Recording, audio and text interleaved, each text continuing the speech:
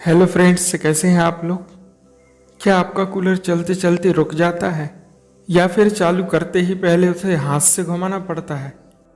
तो क्या हो सकती है प्रॉब्लम और कूलर मोटर के बुश एंड शाफ्ट हम कैसे चेंज करेंगे, देखेंगे हम इस वीडियो में।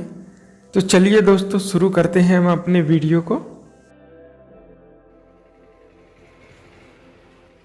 तो ये हमारे पास कूलर का मोटर है जिसे हमने कूलर से निकाल लिया है। पहली नज़र में तो हमें कूलर का मोटर जाम लग रहा है, लेकिन फिर भी हम कूलर मोटर की हर चीज़ को चेक करेंगे। तो सबसे पहले हम मोटर की कंटिन्यूटी को चेक करेंगे। तो हम मीटर को कंटिन्यूटी मोड पर सेट कर देते हैं। अब आप देखेंगे कि मोटर की लीड से 4 तार निकले हुए हैं, जिसमें ब्लू कलर का जो वायर है वो हमेशा कॉमन होता है और बाकी 3 स्पीड वाले वायर होते हैं। अब हमारे पास मीटर के जो 2 वायर हैं उनमें से एक वायर को हम कॉमन वायर के साथ और दूसरे वायर को हम तीनों स्पीड वायर के साथ बारी बारी से लगाकर चेक करते हैं। इसमें हमें तीनों वायर में 90 के ऊपर अलग अलग कंटिन्यूटी मिलनी चाहिए। तो यहाँ पर हमें कंटिन्यूटी रीडिंग सही मिली है, तो हमारा मोटर का वाइंडिंग बिल्कुल सही है।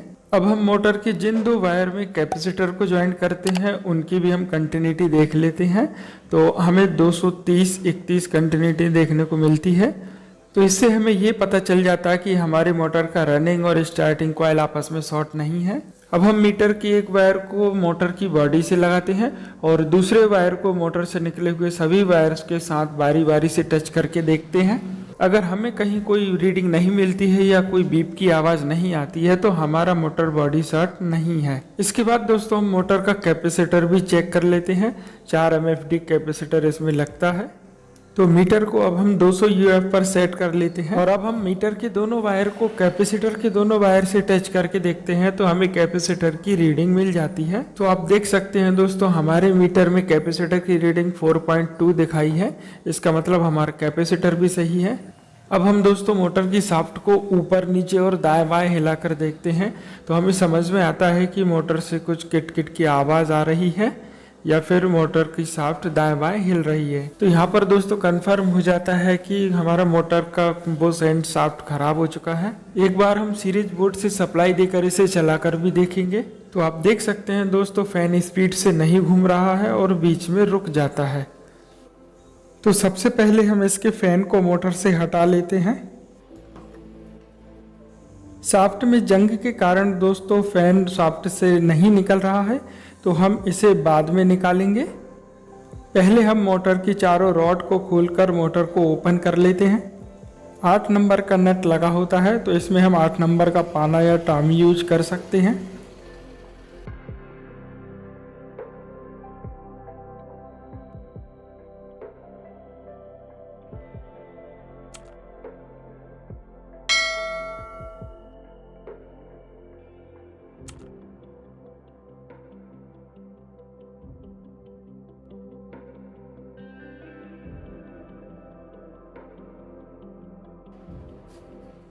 हमने चारों रॉड खोल लिए हैं। अब सावधानी से हम पीछे का टब निकाल लेंगे। टब निकालने पर मोटर के कनेक्शन वायर में खिंचाव नहीं पड़ना चाहिए, वरना ये वाइंडिंग से टूट सकते हैं।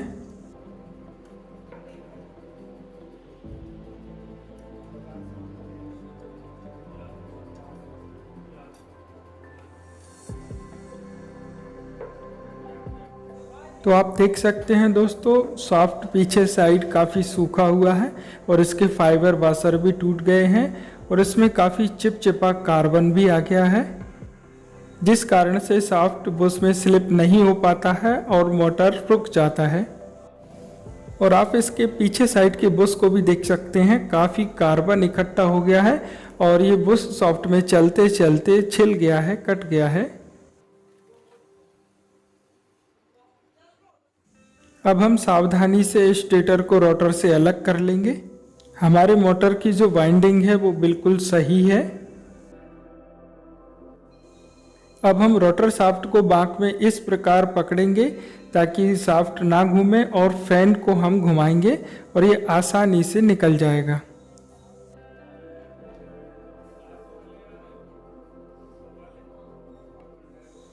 अब हम आगे वाले टब को भी रोटर शाफ्ट से निकाल लेंगे। शाफ्ट में आगे साइड भी आप देख सकते हैं दोस्तों, कितना चिपचिपा कार्बन जमा हुआ है। अगर आप इसे एक कपड़े से साफ करके अपने हाथों की उंगलियों से देखेंगे तो आपको अलग ही समझ आ जाएगा कि शाफ्ट में कितने स्क्रैच आ चुके हैं और उसमें गड्ढा पड़ गया है। तो अब हमें दोस्तों मोटर के दोनों बुश और शाफ्ट को चेंज करना पड़ेगा। तो पहले हम दोनों टब से दोनों बुशों को निकालेंगे, उसके बाद रोटर से शाफ्ट को निकाल लेंगे। उसके लिए हमें ज़रूरत पड़ेगी एक हैवी बेस की, जिसमें हमने 2 किलो का बाट ले लिया है, और एक हम लेंगे सुम्बा पैनी नॉक वाला, और एक हम कोई भी नट जिसमें आराम से हमारी रिपिट उसके अंदर चली जाए। अब ये जो हमारा बुश है ये टब में एल्यूमिनियम रिबिट के द्वारा लगा हुआ होता है, तो हमें इन रिबिट को निकालना पड़ेगा। अब जो नट है वो रिबिट में इस प्रकार रखेंगे कि रिबिट निकालते समय वो नट के अंदर आ जाए, और सोम्बे को रिबिट के ऊपर रखकर हथौड़े से ठुकर लगाएंगे तो रिबिट आसानी से निकल जाएगा।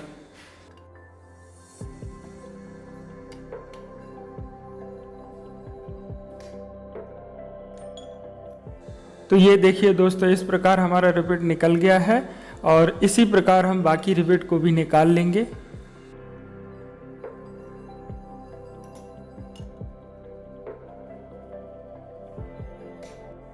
तो ये बुश के कवर से सभी रिपिट निकल गई हैं, और बाकी 2 टब में जो फंसी हैं इनको हम बाद में निकाल लेंगे। ये बुश का कवर है जो बुश के ऊपर लगा होता है, और ये कॉटन है जिसमें ऑयल भरा हुआ होता है जो धीरे धीरे बुश में जाता रहता है। और आप देख सकते हैं ये किस प्रकार से पूरा सूख चुका है, इसका ऑयल खत्म हो चुका है। और ये है स्प्रिंग जो बुश को दबाकर स्थायी रखती है, और ये है बुश जिस पर सॉफ्ट स्लिप होता है। इस पर काफ़ी कार्बन आ गया है, इस कारण से इसमें ऑयल पास होना बंद हो गया है और ये बुश खराब हो गया है। बची हुई रिविट को निकालने के बाद हम इस टब को किसी ब्रश या कपड़े से साफ कर लेते हैं। दूसरे टब के बुश को भी हम उसी तरीके से निकाल लेते हैं।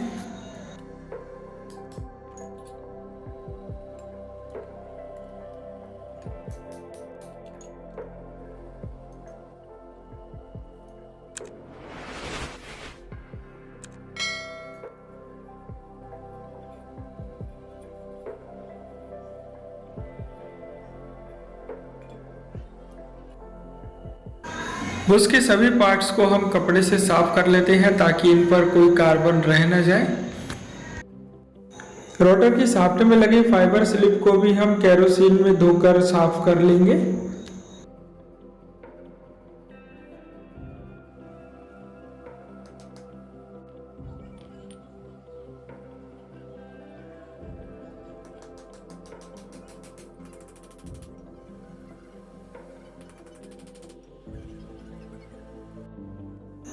अब दोस्तों हम इस शाफ्ट को रोटर से निकाल लेंगे। उसके पहले हम रोटर के पीछे साइड शाफ्ट का साइज ले लेंगे, क्योंकि हमें बाद में शाफ्ट को उतना ही रोटर के पीछे साइड निकालना होगा।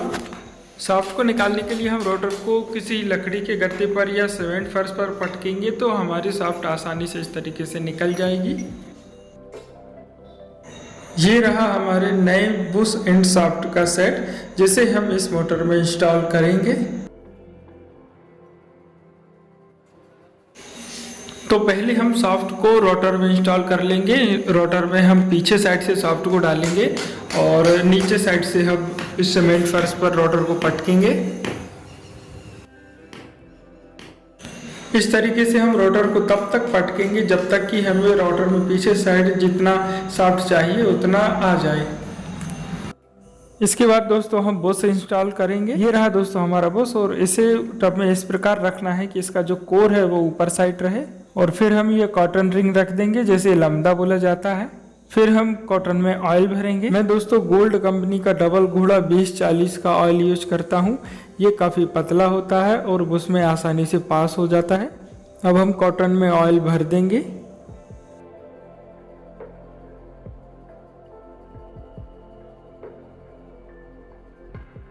इसके बाद बुश पर स्प्रिंग रखेंगे। स्प्रिंग का जो सकरा भाग है उसे हम बुश पर रखेंगे और चौड़ा भाग ऊपर रखेंगे। फिर हम बुश कवर को उसके ऊपर रखेंगे। बुश कवर में भी उतने ही होल हैं जितने टब में होल हैं। इस प्रकार की एल्यूमिनियम रिबिट हम इसमें लगाएंगे। आप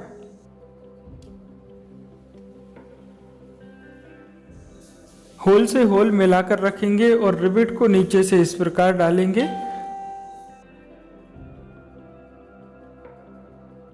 और उसे इस प्रकार बाट के ऊपर रखेंगे। उसके कवर को अंगूठे से दबा कर रखेंगे और रिवेट के ऊपर हम हथौड़े से इस प्रकार ठोकर लगाएंगे।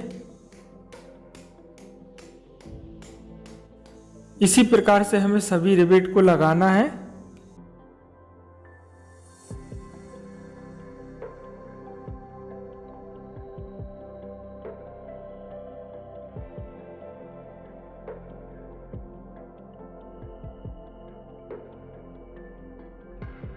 तो ये दोस्तों हमने इस प्रकार से एक टब में बुश को इंस्टॉल कर दिया है और इसी तरीके से आपको दूसरे टब में भी बुश को इंस्टॉल करना है।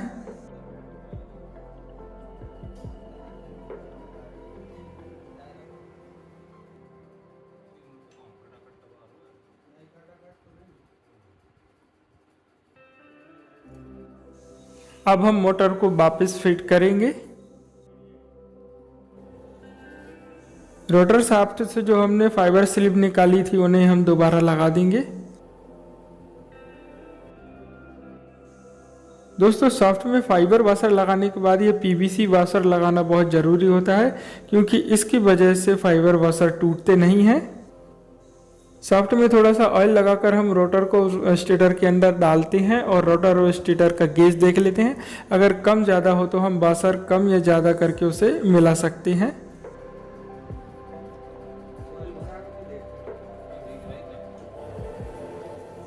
सॉफ्ट में ऊपर साइड भी हम वॉशर की सेटिंग बनाकर ऑयल लगा देंगे थोड़ा सा और ऊपर वाली टिप को फिट कर देंगे।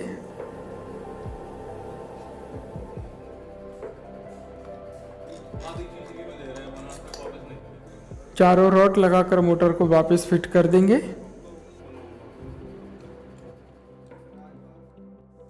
चारों रॉड को लगाने के बाद हम उनके नट को धीरे धीरे टाइट करते जाएंगे और एक हाथ से सॉफ्ट को घुमाते जाएंगे। अगर कहीं टाइट होता है तो उस नट को हम थोड़ा ढीला छोड़ेंगे और इस प्रकार से हम मोटर को फिट कर देंगे पूरा। मोटर फिट करने के बाद हम सॉफ्ट को आगे पीछे करके देखेंगे। केवल एक वाशर की मोटाई का गैप आना चाहिए, उससे ज़्यादा नहीं आना चाहिए।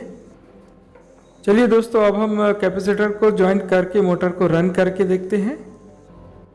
अभी हम चेक करने के लिए जो तीनों स्पीड वायर हैं उनको एक कर देते हैं और सीरीज बोर्ड सप्लाई से हम इसे रन करके देखते हैं। तो दोस्तों देखिए हमारा मोटर रन हो गया है और इसमें कोई आवाज़ भी नहीं है। मोटर को हम बार बार रन करा कर देखेंगे और हर बार उसे घूमना चाहिए। तो दोस्तों आपको हमारा ये वीडियो कैसा लगा? अगर आपको वीडियो पसंद आया हो तो लाइक ज़रूर कीजिएगा। वीडियो से जुड़े अगर आपके कोई सवाल हो तो आप मुझे कमेंट कीजिएगा और हमसे जुड़े रहने के लिए आप हमारे चैनल को सब्सक्राइब कर लीजिए। तो मिलते हैं अगले वीडियो में। थैंक यू दोस्तों।